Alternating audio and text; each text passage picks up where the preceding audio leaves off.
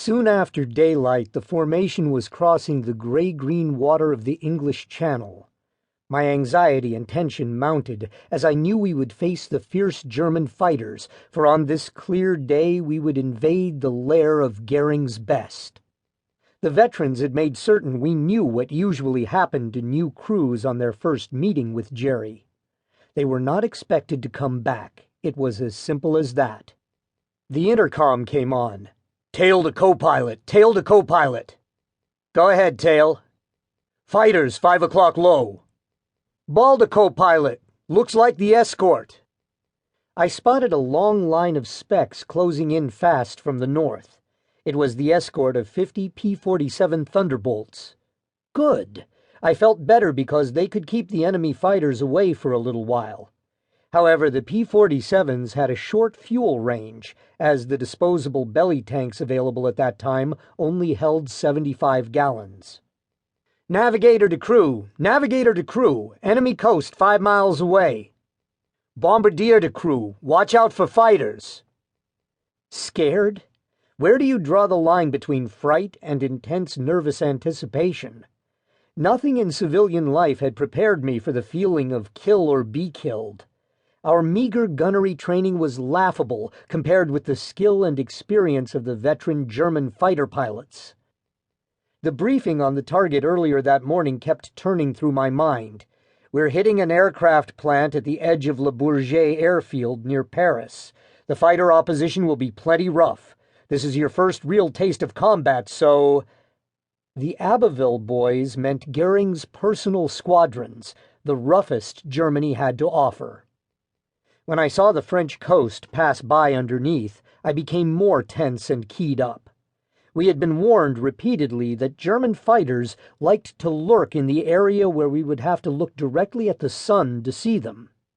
They would attempt to slip in on us undetected by most of the formation gunners.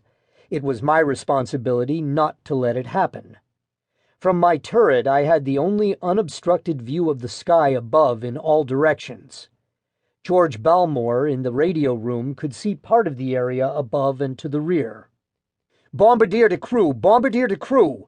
Fighters, 12 o'clock low. Can't make out what they are, but don't look like 47s. I stood up in the turret, looked down, and counted 20 or more that could be seen from my position. They were German fighters, all right. The enemy pilots knew that the P-47s were at the end of their short fuel range and were patiently waiting for them to turn back. In a few minutes, the escort dipped their wings as if to say, "Good luck, see you in England tonight," and they were gone. I felt a knot in my stomach as the big Thunderbolts vanished to the north. Immediately, the enemy pulled up to our level and began circling to pick out positions for attack. Of course I was excited. It was my first time to see hostile aircraft in the sky. "Co-pilot to crew, throw the lead at those fighters if they come in." "Co-pilot to turret." "Go ahead." "Keep your eye on those 3 fighters 3 o'clock high. I'll watch high and forward." "Co-pilot to tail. See anything trying to sneak in back there?"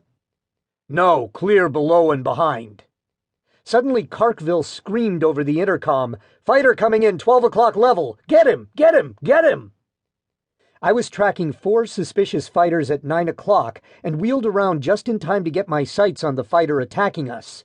It was headed straight for our nose, spitting deadly 20mm cannon shells and 30 caliber machine gun bullets.